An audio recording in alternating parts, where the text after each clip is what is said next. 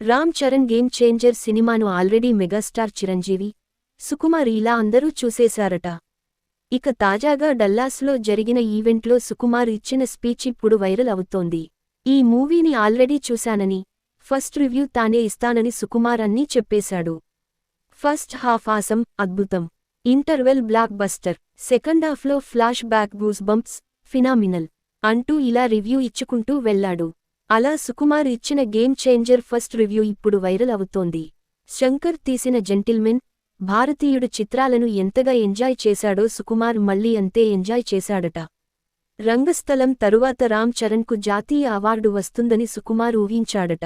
కానీ అప్పుడు రాలేదని అన్నాడు. ఇప్పుడు మాత్రం మిస్ అవ్వదని, గేమ్ చేంజర్ క్లైమాక్స్లో రామ్ చరణ్ నటనకు జాతీయ అవార్డు వస్తుందని గట్టి నమ్మకంతో చెప్పాడు.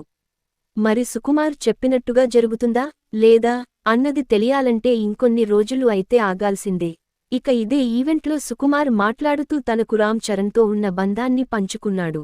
తాను ఏ సినిమాను చేసినా ఆ హీరోతో ప్రేమలో పడిపోతానని అన్నాడు. కానీ ఆ బంధం ఆ మూవీ వరకే ఉంటుందన్నట్టుగా మాట్లాడాడు. కానీ రంగస్థలం పూర్తయ్యాక కూడా ఆ బంధం కొనసాగింది మాత్రం రామ్ చరణ్తోనే అని అన్నాడు సుకుమార్.